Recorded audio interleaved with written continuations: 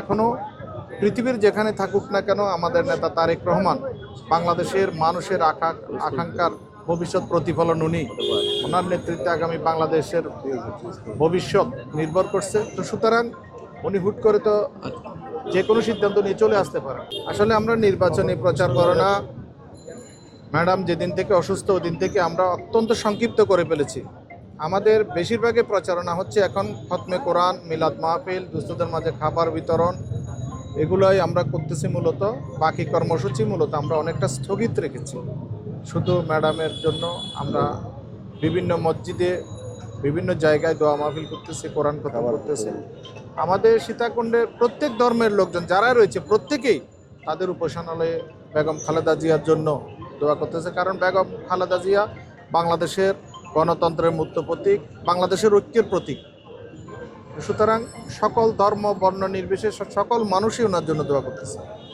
যাওয়ার সুযোগ নাই, ডাক্তারদের বাইরে বাকি কারো যাওয়ার সুযোগ নেই। আমরা চারতলায় গিয়েছি, খবর নিয়েছি।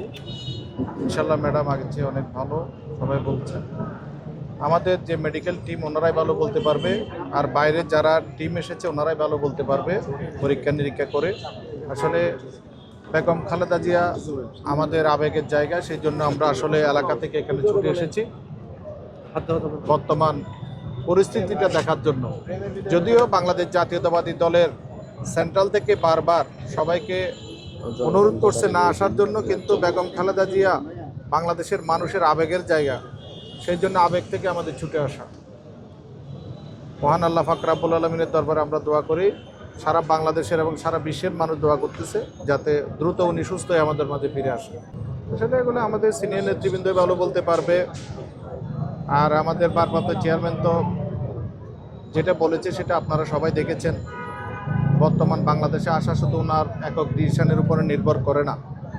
সুতরাং সারা বাংলাদেশের মানুষের চাহিদা যাতে দ্রুত সময়ের মধ্যে আমাদের নেতা আমাদের মাঝে ফিরে আসে। বাংলাদেশের এই কঠিন পরিস্থিতিতে, যখনই কঠিন পরিস্থিতি সৃষ্টি হয়েছে তখনই জিয়া পরিবার মানুষের পাশে এসে দাঁড়িয়েছে। সে ৭১ থেকে শুরু করে ৭৫, আপনার ৯০, সর্বক্ষেত্রে জিয়া পরিবার মানুষের পাশে এসে দাঁড়িয়েছে।